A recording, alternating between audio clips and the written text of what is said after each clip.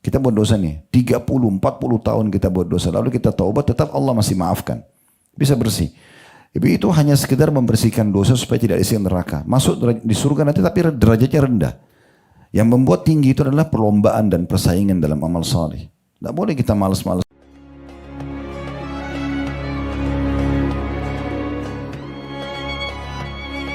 Assalamualaikum warahmatullahi wabarakatuh. Alhamdulillah, tidak henti-hentinya kita selalu bersyukur, berterima kasih kepada Allah Subhanahu wa taala. Terlalu banyak nikmat Allah yang Allah limpahkan kepada kita dan tidak bisa dihitung lagi tentunya, karena sudah terlalu banyak yang kita nikmati, dari air, oksigen, makanan, segala jenis makanan, pakaian, dan yang tidak kalah penting adalah Allah memilih kita di antara hamba-hambanya yang lahir di muka bumi ini, lalu kita diberikan petunjuk atau hidayah Islam. Dan saya yakin kita berkumpul semua di sini karena hidayah itu. Dan tujuannya adalah kita mempertahankan sampai kita wafat. Selalu kita ingatkan di majelis kita ini firman Allah Subhanahu wa taala, "Wala tamutunna illa wa antum muslimun." Jangan sampai kalian wafat kecuali dalam keadaan Islam. Dan dalam ayat lain juga, "Wa'bud rabbaka hatta ya'tiyakal yakin." Sembahlah Tuhanmu sampai datang kepadamu keyakinan, maksudnya di atas Islam. Dan alhamdulillah atas nikmat ini selanjutnya kita panjatkan salam hormat kita kepada utusan Allah Nabi besar Muhammad sallallahu alaihi wa ala alihi wa sahbihi wasallam, sebagaimana Allah telah perintahkan kita untuk mengucapkan salam hormat tersebut. Baik, seperti biasa bila Allah SWT mudahkan, kita akan lanjutkan bedah buku kita yang sudah kita tahu sama-sama, yaitu agar doa dikabulkan, sebab-sebab terkabulkan dan tertolaknya doa berdasarkan Al-Quran dan Sunnah, yang ditulis oleh Dr. Sa'id bin Ali bin Wahab Al-Qahtani hafidhahullah. Namun sebelumnya, karena ini kajian perdana kita setelah Idul Fitri, kembali kami ingatkan diri kami dan Bapak Ibu sekalian, mungkin Bapak-Bapak yang kami sapa melalui online, karena di sini offline-nya semua ibu-ibu ya.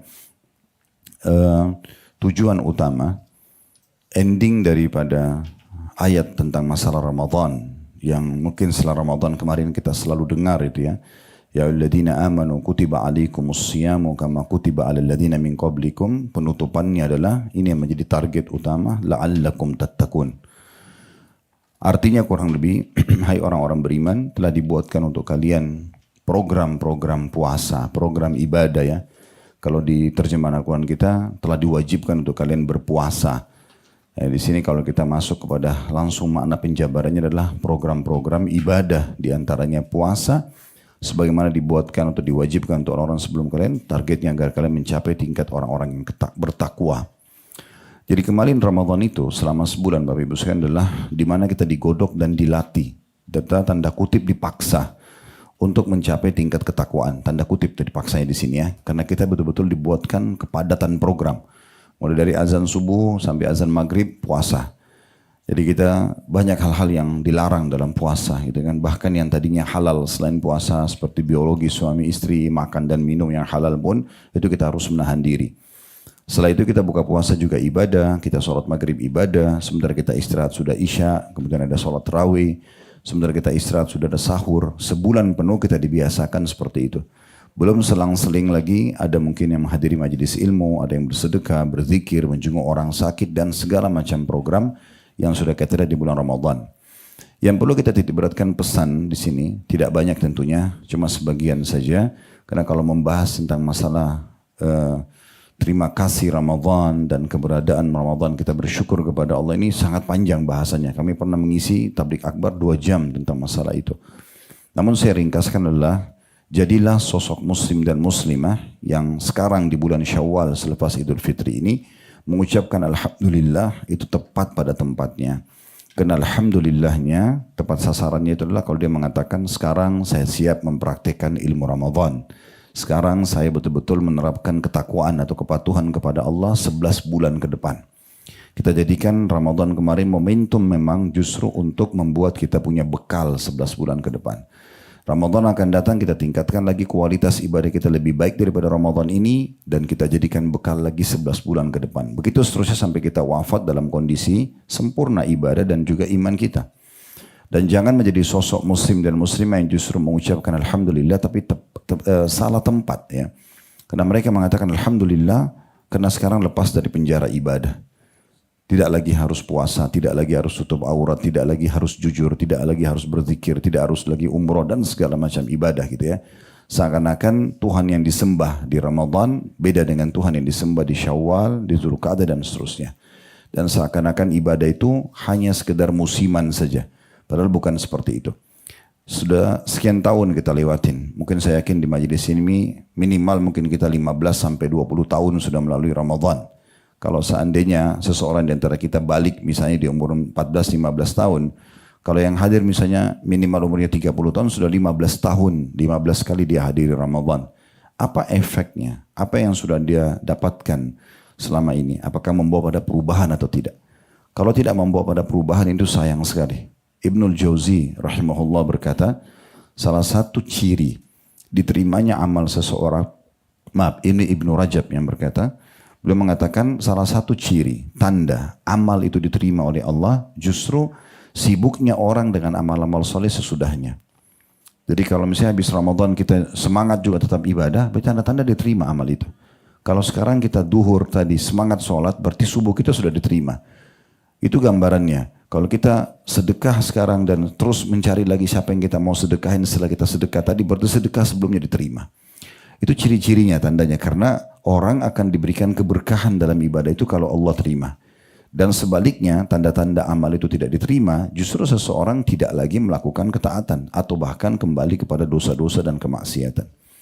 Lalu beliau mengatakan, sesungguhnya dosa yang dilakukan setelah seseorang itu taubat dan baik, satu dosa itu lebih buruk daripada 70 dosa yang dikerjakan sebelum bertaubat.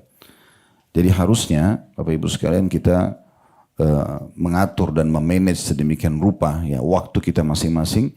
Bagaimana momentum Ramadan ini beda dengan Ramadan sebelumnya dan seterusnya ke depannya selama Allah kasih kita umur jauh lebih baik dari yang lainnya. Jauh lebih bertakwa kepada Allah, jauh lebih tunduk kepada Allah. Mengisi kekurangan-kekurangan ibadah kita masa lalu, menyempurnakan yang kurang dan bertobat dari kesalahan. Dan tidak usah peduli lagi dengan orang-orang di sekitar kita yang masih lalai. Oh teman saya itu masih begitu juga kok, jangan. Ya. Yang jadi tolak ukur harus orang-orang yang sukses kalau kita juga mau sukses.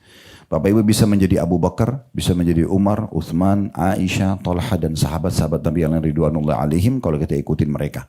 Dengan cara menjaga ketakwaan kepada Allah. Kita juga bisa menjadi Fir'aun, Abu Jahal, Abu Lahab yang orang-orang di depan mata mereka ada hidayah tapi mereka tidak mau ikuti karena akhirnya meninggal dalam keadaan kufur. Di depan mata kita sudah ada contoh dari kalangan manusia. Jadilah orang-orang yang cerdas, yang berakal, yang menyelamatkan diri sendiri sebelum datang penyesalan. Nah ini mungkin sedikit pesan berhubungan dengan masalah Ramadan. Usahakan momentumnya lebih ya, baik dari sekarang. Jangan tinggalkan 6 hari puasa Syawal. Ya sudah kita tahu sama-sama ya kalau ada bisikan syaitan udah nanti aja, enggak sekarang, paksakan diri. Jangan tunda-tunda, waktu berlalu terus. Kita tidak tahu umur kita sampai enggak. Kalau sampai alhamdulillah, tapi kalau tidak kan sayang banget. Hadits Nabi SAW, siapa yang puasa Ramadan sebulan penuh lalu diikuti 6 hari saja, saya sering bahasakan ada tambahan saja ini ya, 6 hari saja dari bulan Syawal pahalanya sama dengan puasa 360 hari non-stop 1 tahun. Jadi kalau kita kerja di perusahaan, Bapak Ibu sekalian, lalu pimpinan perusahaan atau pemilik perusahaan mengatakan siapa yang bekerja Januari full, kemudian tambah lembur 6 hari Februari saja gajinya setahun. Nah biasanya kalau gaji cepat difahami gitu ya. Ya jadi seperti itu kurang lebih. Kita cuma puasa 30 hari tambah 6 hari, 36 hari tapi gajinya 365 hari, itu sayang banget ya. Jadi jangan ditunda-tunda. Kemarin kita 30 hari digodok, dibiasakan untuk selalu puasa. Anggaplah kalau ibu pun ada yang berhalangan 10 hari misalnya maksimal. Maka setelah itu kan masih ada 20 hari misalnya. Jadi usahakan dipuasakan ini. Boleh enggak orang puasa Syawal dulu baru puasa Ramadan? Ini sering ditanya. Boleh. Tetapi masalahnya selama ibu, terutama ibu-ibu kami ingatkan kena ada waktu haid ya. Kalau ibu masih belum bayar utang Ramadannya, misal utang Ramadannya seminggu, ibu puasa Syawal dulu. Boleh nggak? Boleh secara hukum. Tapi masalahnya selama belum dibayar utang Ramadan berarti belum dicatat di buku amal pahala setahun. Harus terbayar dulu itu. Karena syaratnya siapa yang puasa sebulan penuh diikuti 6 hari bulan Syawal. Oleh karena itu jangan ditunda. Kalaupun misalnya ibu memilih untuk puasa Syawal dulu. Baik, di bulan Syawal ini jangan libur puasa. Setelah 6 hari itu bayar lagi utang Ramadannya. Walaupun dicicil, hari ini puasa, mungkin lusa lagi, dibayar, tapi diselesaikan. Usahakan kalau perlu semua bulan Syawal sudah selesai gitu kan. Karena kita ibarat mobil ini sudah panas mesinnya, jangan didinginkan lagi gitu. Ya, dan ini harus kita masing-masing memilih keputusan itu. Ya. Sama dengan puasa Senin Kamis, mulai puasa Iyamul Bid, puasa 9 hari bulan Zulhijjah atau minimal tanggal 9-nya, puasa 9 dan 10 Muharram, sholat malam. Kalau kemarin kita tarawih misalnya, baik ibu sholat di rumah ataupun bapak ibu ada yang sholat di masjid misalnya, sekarang sudah tidak ada di masjid, tidak dikerjakan secara berjamaah, maka kita masih punya pelatihan kemarin hampir 1 bulan atau 1 bulan penuh ya, karena di Indonesia walaupun di Saudi kemarin sampai 30 hari puasanya itu ya. Maka kita sudah 30 hari dibiasakan bangun tengah malam. Umumnya saya tanya jemaah saya, Bapak Ibu kalau bangun sahur berapa jam sebelum subuh? Umumnya mengatakan 1 jam. Kita sebulan sudah terbiasa dengan itu. Kenapa sekarang nggak bangun lagi? Sayang sekali. Dan nanti itu akan jadi penyesalan pada hari kiamat. Orang yang rutin menjaga ibadah sunnahnya, kita tidak bicara lagi wajib, karena wajib semua orang kerjakan.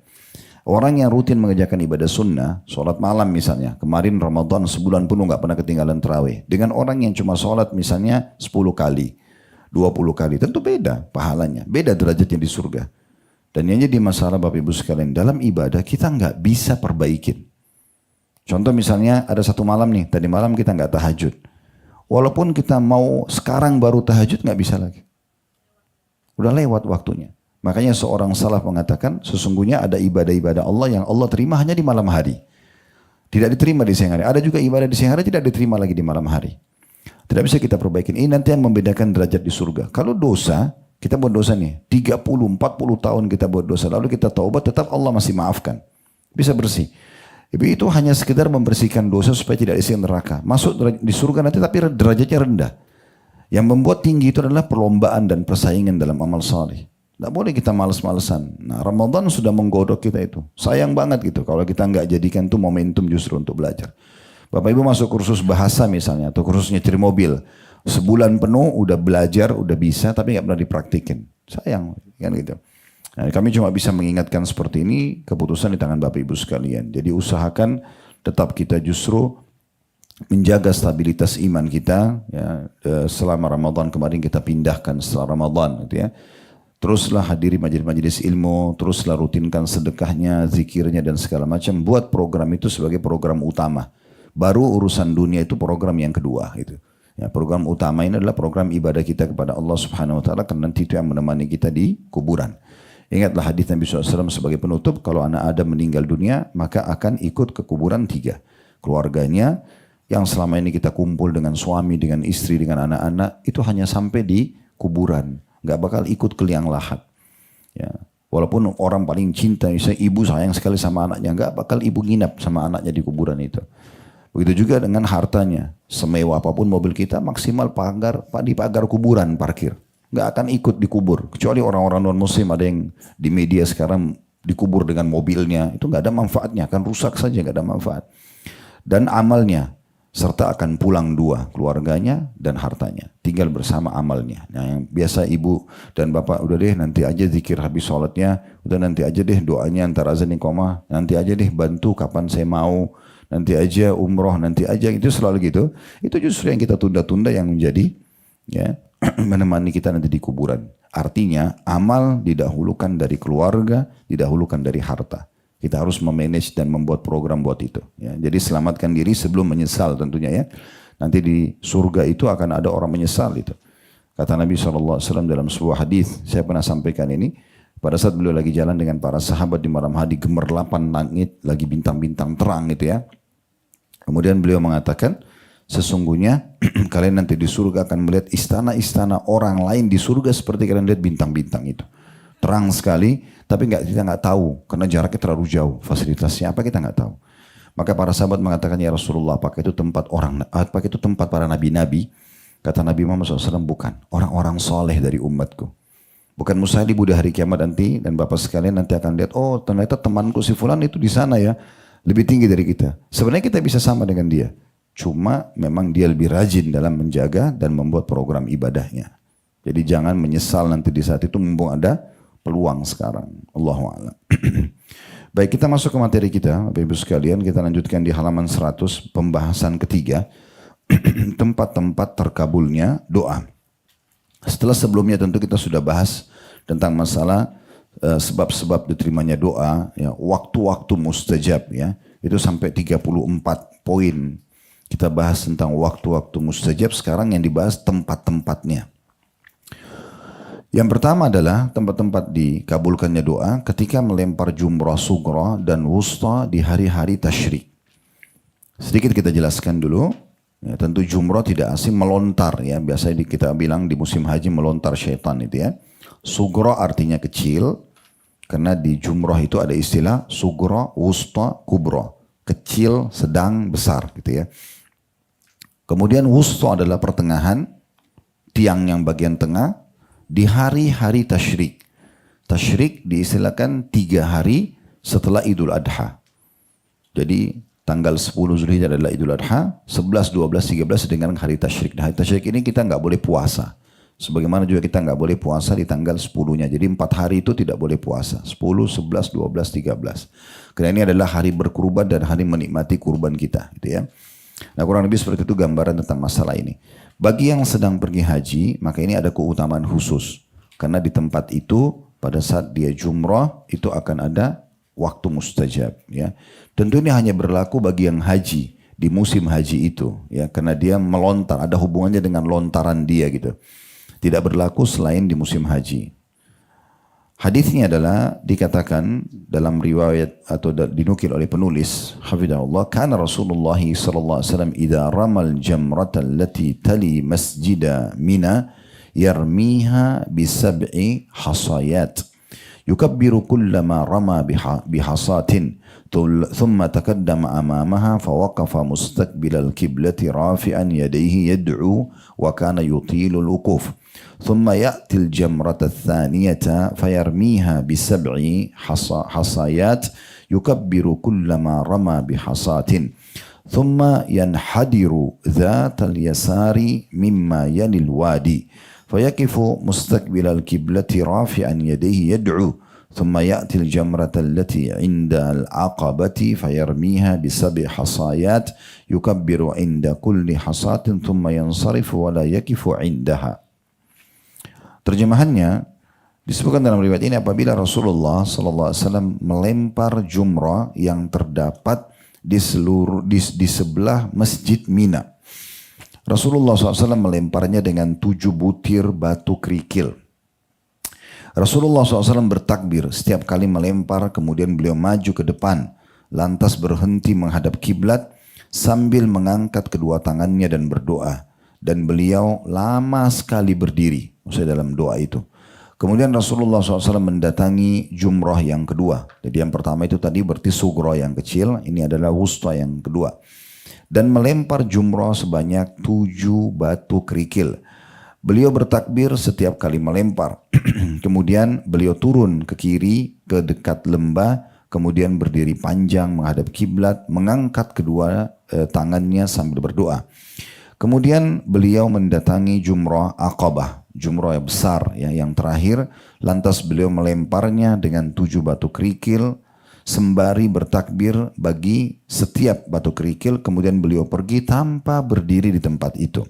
Tentu ada footnote di bawah, diriwayatkan oleh Imam Bukhari dari hadis Abdullah bin Umar radhiyallahu anhuma.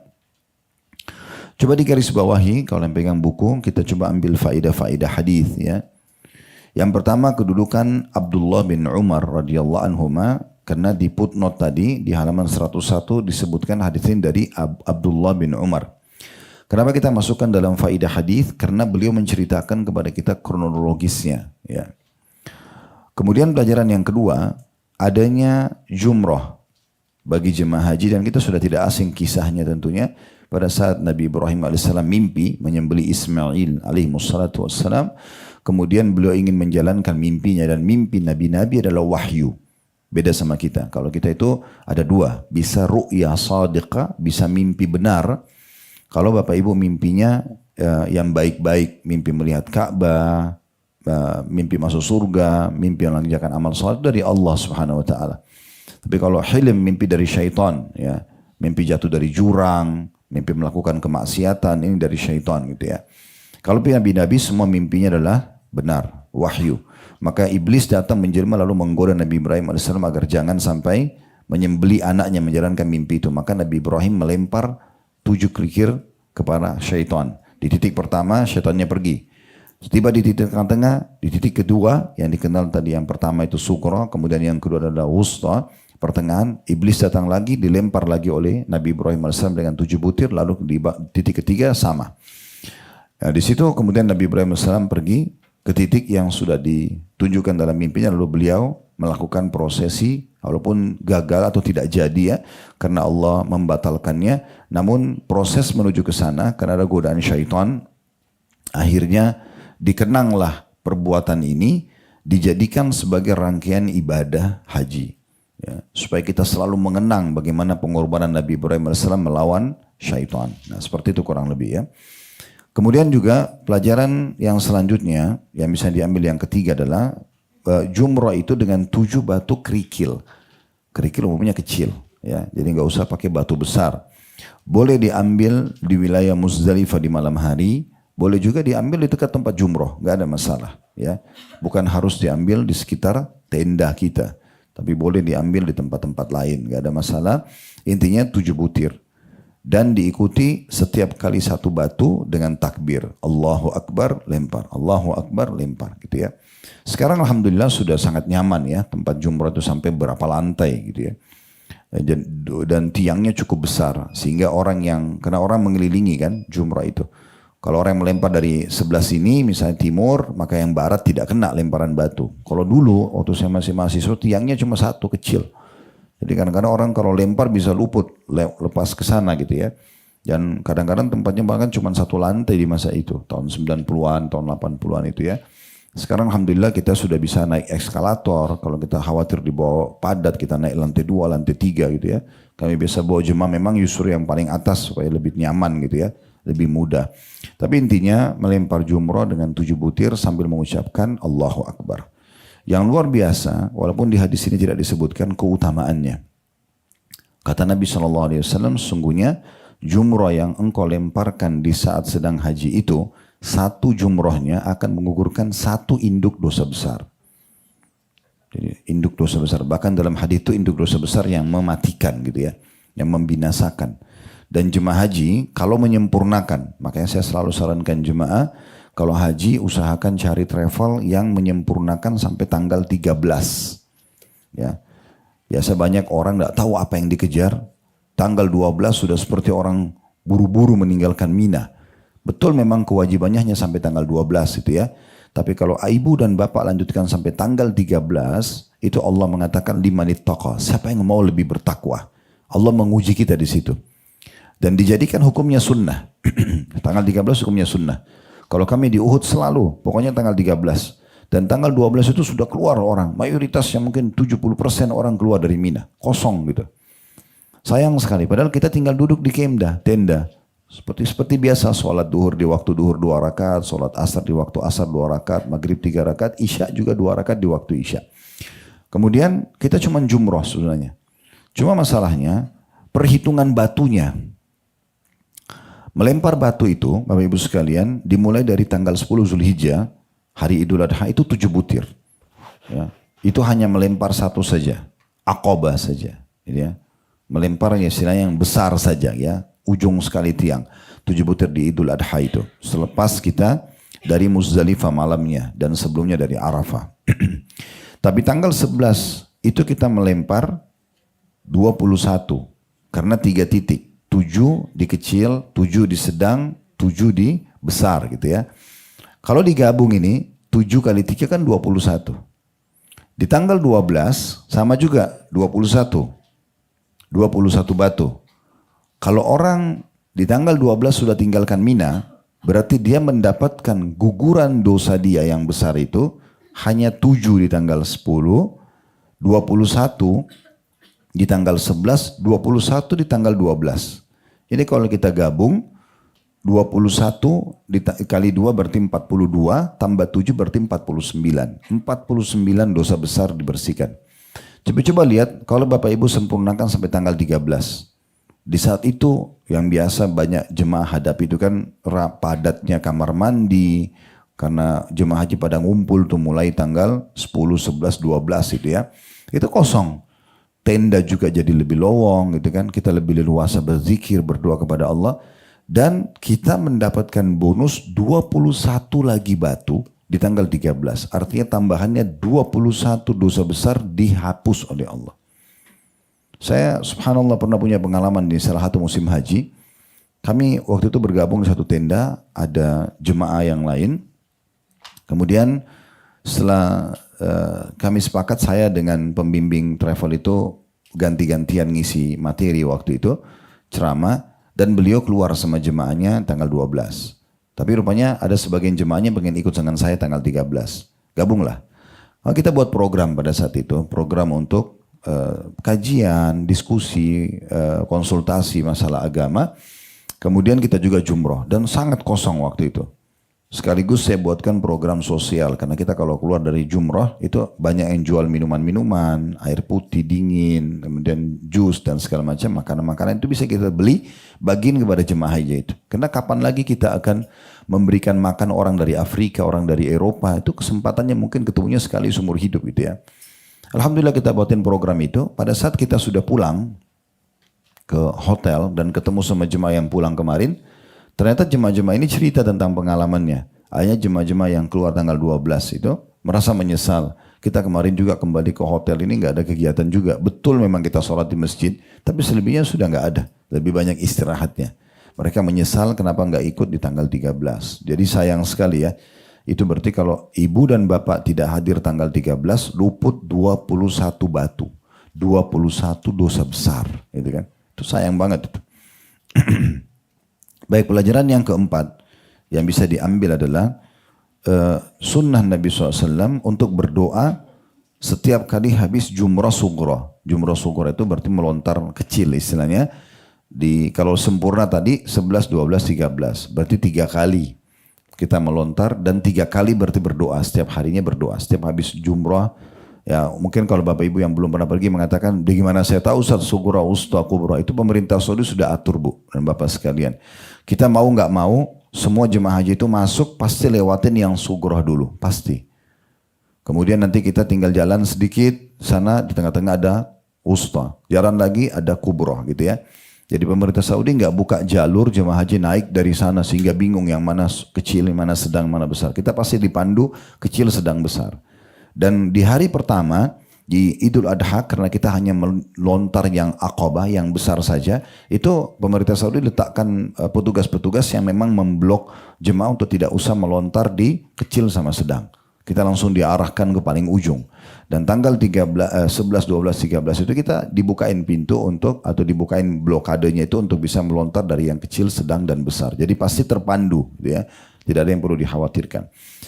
Cuma yang perlu diperhatikan dan diingat, karena ini tempat mustajab doa, kalau habis jumroh yang kecil, langsung kalau saya bahasakan supaya mudah, adalah habis ngelontar, kalau saran saya, Bapak Ibu kalau pas melihat tiangnya itu, sudah mau melontar, ambil sebelah kirinya.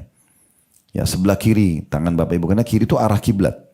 Ya, mau nggak mau nanti kita membelakangi kiblat pada saat melempar tiang di tiang itu, lalu kita tinggal membelakangi jumrah dan kita menghadap kiblat. Kita nyebrang sedikit melewati supaya nggak mengganggu orang yang mau jumrah, baru kita berdoa. Nah itu menghadap kiblat itu dimaksudkan. Menghadap kiblat adalah mengarah ya ke arah Ka'bah. Ini berarti berdoa dan di sini sunnahnya memperpanjang doa. Ya. Yang penting jangan lupa sudah kita pelajari di awal-awal buku kita ini selalu mulai dengan alhamdulillah wassalatu wassalamu ala rasulillah itu minimal, kemudian baru sampaikan hajat kita.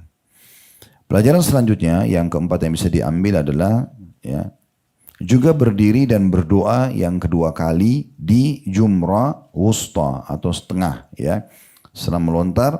Dan tidak ada lagi doa di jumrah yang ketiga. Di Aqabah. Ya. Jadi ini sunnah Nabi SAW. Walaupun kita semangat mau berdoa, ikuti sunnah Nabi. Nanti kalau sudah jumrah yang ketiga, itu sudah langsung kita jalan. Tapi yang pertama sama kedua memang kita berdoa kepada Allah Subhanahu wa ta'ala. Baik, selanjutnya yang kedua, berdoa di dalam Ka'bah atau di dalam Hijr Ismail. Kenapa dikatakan Hijr Ismail? Disatukan satu baris dengan berdoa dalam Ka'bah. Karena Hijr Ismail bagian dari Ka'bah. Ya. Sejarahnya kan jelas itu, waktu awal dibangun Ka'bah di masa Nabi Ibrahim alaihissalam, besarnya Ka'bah itu masuk Hijr Ismail dalamnya. Ya. Nanti di masa Abdul Muttalib kakek Nabi SAW, karena Ka'bah sudah mulai mau rubuh bangunannya dan akan direnovasi, maka mereka waktu itu punya harta yang bisa dipakai bangun hanya sebesar ukuran Ka'bah sekarang. Ya, sehingga Hijr Ismail itu keluar. Ya. Tapi tetap saja dianggap bagian dari Ka'bah. Dan kenapa sampai sekarang tidak ada yang berani untuk membesarkan Ka'bah sehingga Hijr Ismail masuk? Karena Nabi Muhammad SAW sendiri tidak melakukannya. Dan dalam sebuah riwayat yang sahih beliau berkata kepada Ummul Mukminin Aisyah radhiyallahu anha, kalau bukan karena kaummu baru masuk Islam, maksudnya orang Quraisy, maka aku akan kembalikan Ka'bah sesuai dengan bangunan dasarnya Ibrahim. Tapi karena Nabi nggak lakukan, maka tidak ada yang berani melakukan sampai sekarang. Pemerintah Saudi hanya menutup saja, memberikan pintu antara Hijr Ismail dengan Ka'bah itu ada jarak, kurang lebih mungkin hampir 1,5 sampai 2 meter, diberikan pintu itu hanya dibuka di waktu tertentu di luar waktu sholat. Kalau sudah masuk waktu sholat ditutup semuanya, nggak bisa lagi, karena kalau orang sholat di dalam situ berarti di depannya imam. Nah, tentu kalau memungkinkan silakan, terutama ibu-ibu lebih mudah kan di masa sekarang. Kalau bapak-bapak itu sulit sekali, ya. Kalau ibu-ibu kena walaupun sedang tidak umroh, nggak dilarang untuk masuk ke pelataran, maka bisa tinggal cari waktunya saja, ya. Jadi ibu sholat di Hijr Ismail sama dengan sholat di dalam Ka'bah. Nah, tempat ini termasuk mustajab doa. Dalilnya adalah dari Usama bin Zaid radhiyallahu anhuma, kita bilang radhiyallahu anhuma karena Usama sahabat, Zaid juga sahabat ayahnya. Anna Nabiya sallallahu alaihi wasallam lamma dakhala al-baita da'a fi nawahihi kulliha. Bahwa Nabi SAW tak kala memasuki Ka'bah, beliau berdoa di setiap sisi Ka'bah. Jadi Nabi SAW berdoa di sini, berdoa di situ, pindah-pindah gitu ya. Pada saat masuk ke dalam Ka'bah. Dan ini Nabi SAW lakukan di saat pembebasan kota Mekah. Beliau masuk ke dalam Ka'bah. Kemudian juga dari Abdullah bin Umar radhiyallahu anhu, beliau berkata, "Ra'aitu Rasulullah sallallahu alaihi wasallam dakhala al-Ka'bata wa huwa wa Usama bin Zaid wa Bilal wa Uthman bin Talha. Fa'aglaku alaihim falamma fatahu kuntu fi awwali man walaj. Falakitu Bilalan fasa'altuhu hal salla fihi Rasulullah sallallahu alaihi wasallam qala na'am salla bainal amudainil yamaniyain." Di sini dikatakan oleh Abdullah bin Umar radhiyallahu anhu, seorang sahabat yang mulia, saya melihat Rasulullah SAW masuk ke dalam Ka'bah, maksudnya pada saat pembebasan kota Mekah. Beliau beserta dengan Usama bin Zaid, Bilal dan Uthman bin Talha. Lantas mereka yang hadir menutup pintu bagi mereka. Maksudnya bagi orang-orang, tidak ada yang masuk lagi kecuali orang-orang ini saja. Tak kala pintu mereka buka kembali, maka sayalah, kata Abdullah bin Umar, orang yang pertama masuk ke dalam. Kemudian saya menemui Bilal dan lantas saya bertanya, apakah Rasulullah SAW sholat di dalam Ka'bah? Jawabnya, ya. Beliau sholat di antara dua tiang rukun Yamani. Dan ini tentu ada footnote di bawah, diriwayatkan oleh Imam Bukhari dan Muslim. Kemudian riwayat yang selanjutnya kita baca dulu, baru nanti sekaligus kita ambil faidah ya. Dan dari Aisyah radhiyallahu anha beliau berkata, saya bertanya kepada Rasulullah SAW tentang Hijr Ismail. Adalah dia bagian dari Ka'bah? Apakah ia bagian dari Ka'bah? Jawab Nabi SAW, ya. Saya tanya lagi, kenapa mereka tidak memasukkannya ke dalam bagian Ka'bah? Rasulullah SAW bersabda kepada istrinya yang tercinta Aisyah radhiyallahu anha, inna qaumaki qasirat bihimun nafaqah. Sesungguhnya kaummu wahai Aisyah dulu kekurangan dana. Berdasarkan hadis di atas, barang siapa berdoa dalam Hijr Ismail maka ia sudah berdoa di dalam Ka'bah, karena Hijr Ismail adalah bagian dari Ka'bah berdasarkan hadis ini. Baik, kita coba korek mutiara ilmunya. Dari riwayat yang pertama, Bapak Ibu sekalian, ada kedudukan Usama bin Zaid radhiyallahu anhu, karena beliau menukil kepada kita riwayat ini. Terlebih lagi memang beliau yang diizinkan oleh Nabi untuk masuk bersama beliau, dan Nabi waktu masuk ke Ka'bah di pembebasan kota Mekah itu cuma 3 orang sahabat yang ikut. Usama bin Zaid ini, Bilal, dan tadi Uthman bin Talha. Kemudian pelajaran yang kedua, bahwasanya Nabi SAW memasuki Ka'bah. Berarti menandakan boleh orang masuk ke dalam Ka'bah. Ka'bah bangunan mulia, tapi bukan berarti ada ya kekhususan yang untuk ibadah di dalamnya. Kecuali memang yang dicontohkan oleh Nabi SAW gitu ya. Jadi Nabi SAW tidak sengaja mengerik tanahnya atau mengambil batunya atau yang semisalnya. Tapi Nabi SAW di sini disebutkan adalah ya, beliau memasuki Ka'bah dan berdoa di setiap sudut dinding Ka'bah itu di bagian dalamnya. Berarti bermakna bisa kalau kita masuk ke dalam Ka'bah berdoa di sudut mana saja. Karena itu kan kiblat. Jadi kalau kita masuk Ka'bah kita bisa sholat menghadap sana, menghadap sini. Karena itu semua dindingnya kiblat gitu kan. Seperti itulah. Walaupun yang lebih afdal adalah seseorang sholat menghadap rukun yamani sebagaimana dijelaskan di dalam riwayat yang kedua. Intinya sebenarnya riwayat yang pertama ini adanya anjuran berdoa di situ. Ya. Dan karena Nabi SAW berdoa berarti menandakan itu tempat yang mustajab. Dari riwayat yang kedua kita ambil pelajaran. Yang pertamanya adalah kedudukan Abdullah bin Umar radhiyallahu anhu. Ini sahabat yang mulia dikenal dengan julukan Bapak Ibu sekalian sahibut ta'assi.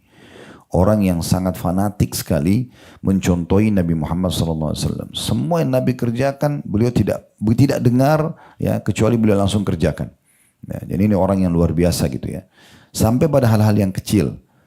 Ya, beliau pernah merawat sebuah pohon ya selama hidup beliau dan sering kali beliau datang duduk di situ. Waktu ditanya kenapa beliau bilang karena Nabi pernah duduk di sini.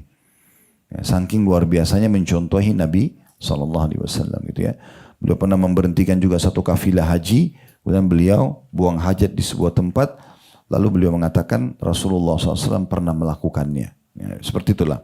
Nah waktu pembebasan kota Mekah dan Nabi SAW masuk ke dalam Ka'bah bersama Bilal, Usama bin Zaid dan Uthman bin Talha tadi, lalu ditutup pintu Ka'bah, artinya tidak ada orang lain boleh Nabi izinkan masuk.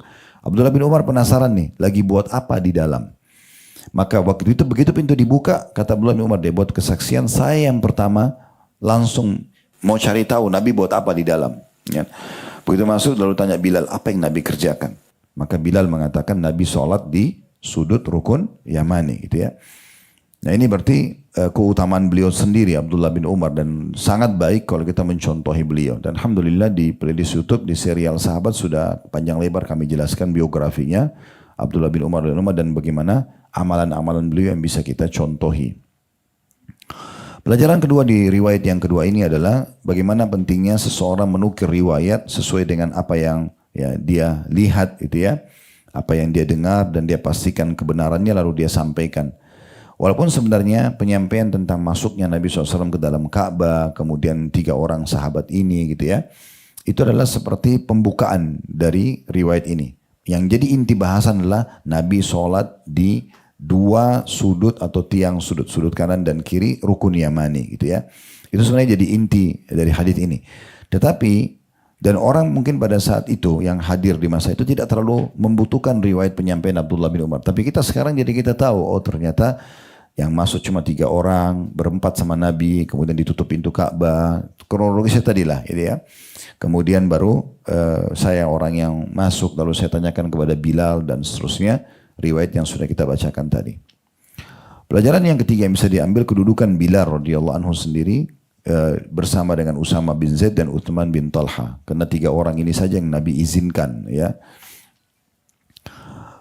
Apa alasannya Allahu a'lam. Ya, tapi yang jelas Nabi SAW memilih ketiga orang ini untuk masuk. Ya. Bilal sebagai posisi muadzin Nabi, sementara Usama bin Zaid adalah anak dari anak angkatnya Nabi. Karena Zaid ibn Haritha ayahnya Usama adalah anak angkat Nabi.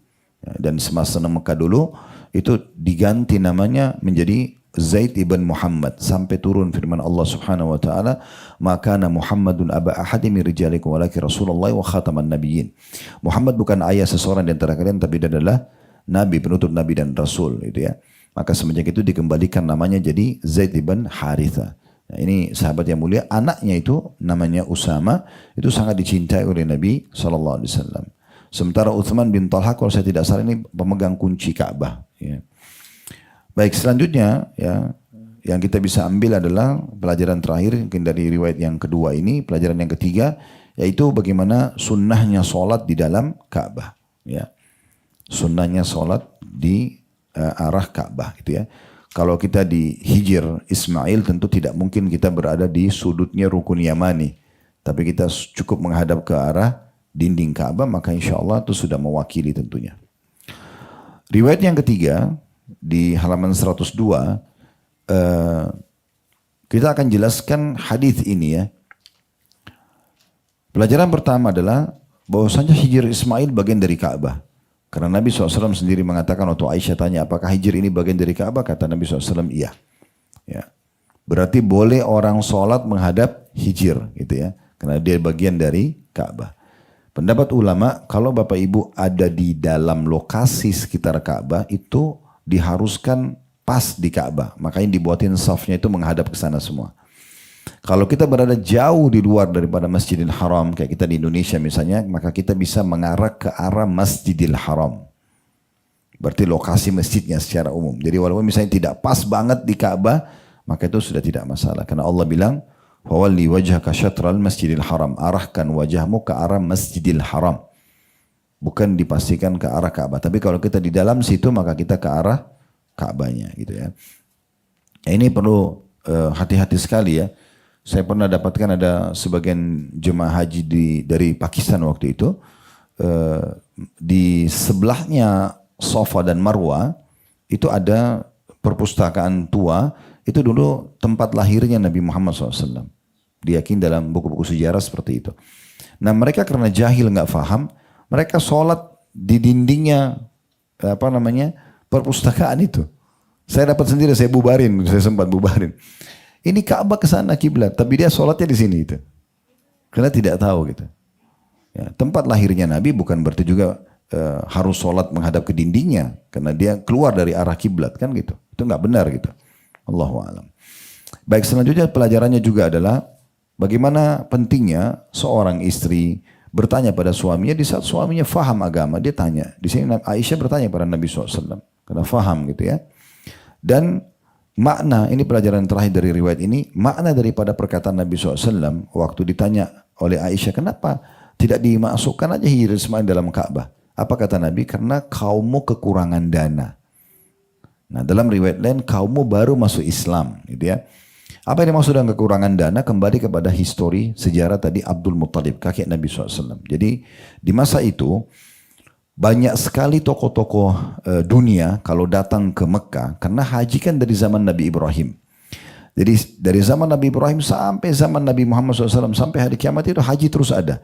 Nah fase dari Nabi Ibrahim sampai ke kakeknya Nabi Abdul Muttalib itu jauh sekali jaraknya, gitu kan? Ratusan tahun, bahkan ribuan tahun gitu ya.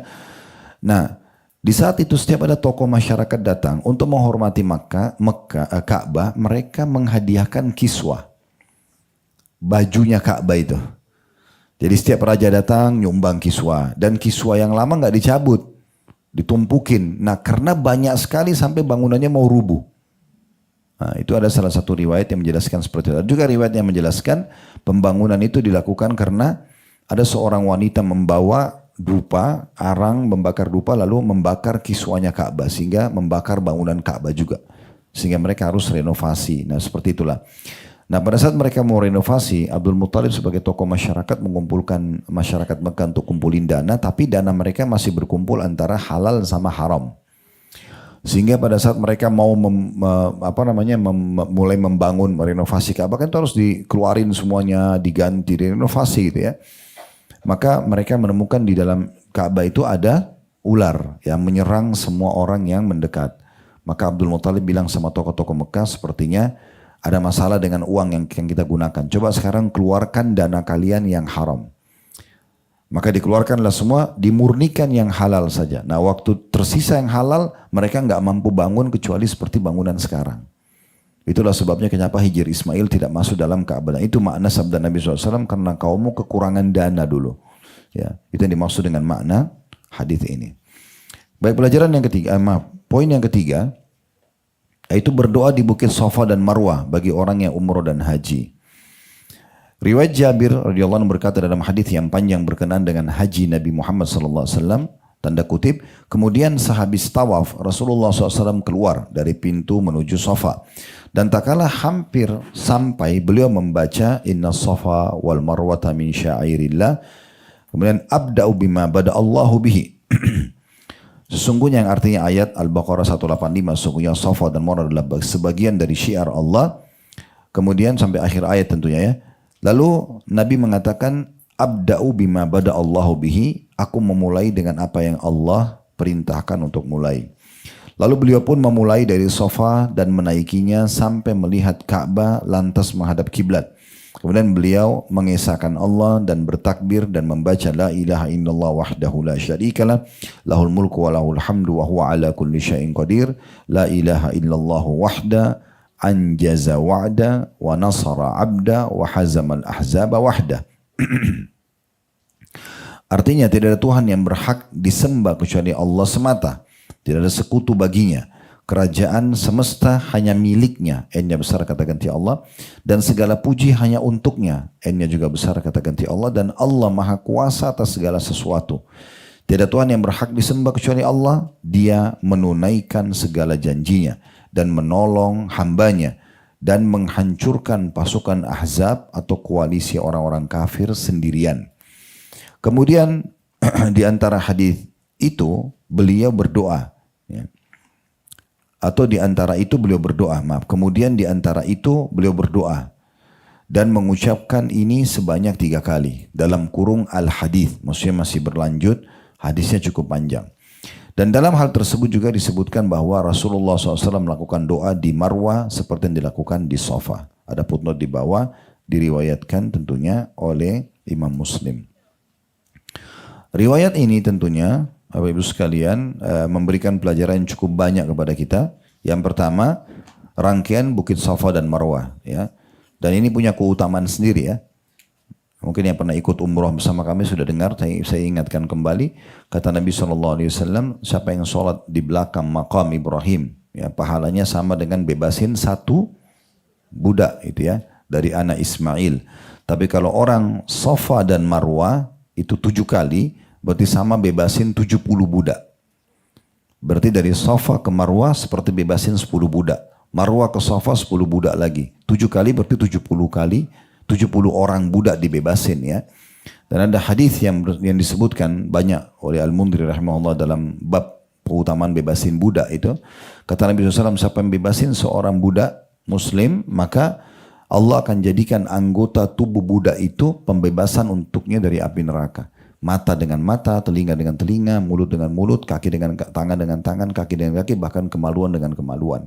Dalam riwayat lain adalah tulangnya orang itu dengan tulang orang yang bebaskan. Nah, kita bisa dapat keutamaan ini walaupun sekarang sudah tidak ada perbudakan itu ya. Atau mungkin masih ada tapi ngerucut kepada tawanan-tawanan perang. Nah, gitu. Nah, ini semuanya punya keutamaan. Dan kita kalau jalan antara Safa dan Marwah, kita akan mendapatkan keutamaan ini. Ya, 70 bebasin budak.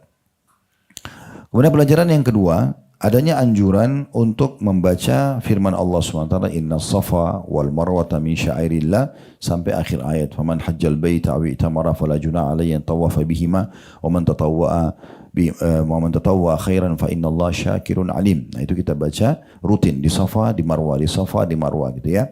Dan selalu kita ikutin dengan zikir ini. La ilaha illallah wahdahu la syarikalah lahul mulku wa lahul hamdu wa huwa ala kulli syai'in qadir. La ilaha illallah wahda anjaza wa'da wa nasara abda wa hazamal ahzaba wahda. Ya, dan biasanya sih di buku-buku panduan travel sudah diajarkan, tapi ini usahakan dibaca di setiap Safa dan di setiap Marwah.